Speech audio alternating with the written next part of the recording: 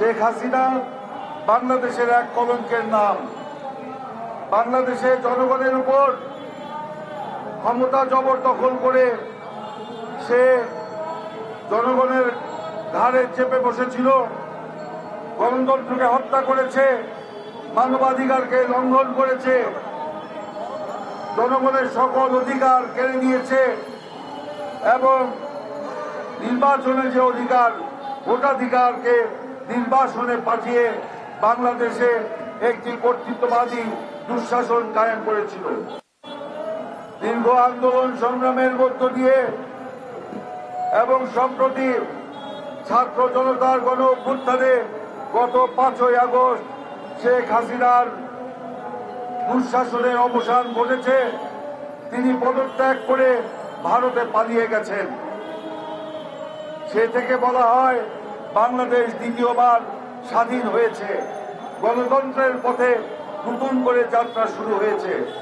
কিন্তু গণতন্ত্রের পথে এই নতুন করে যাত্রার মাঝখানে আজকে বিভিন্ন ষড়যন্ত্রের গন্ধ আমরা শুনতে পাচ্ছি, ষড়যন্ত্রের আওয়াজ পাওয়া যাচ্ছে।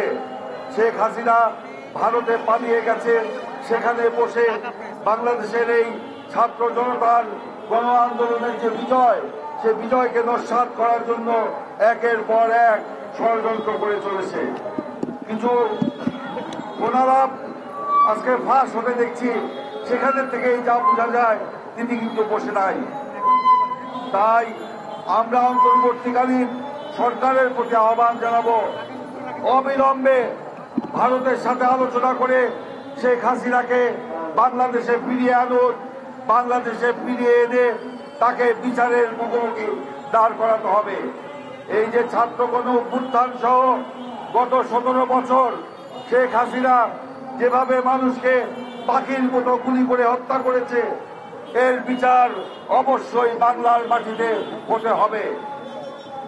আমরা সরকারের কাছে আহ্বান জানাতে চাই, ভারতের কাছে আপনাদের কৈফিয়ত তলব করা উচিত যে শেখ হাসিনা বর্তমানে ভারতে কোন স্ট্যাটাসে সে ভারতে অবস্থান করছে, এটা বাংলাদেশ সরকারের জানা উচিত ভারতীয় সরকারের কাছ থেকে।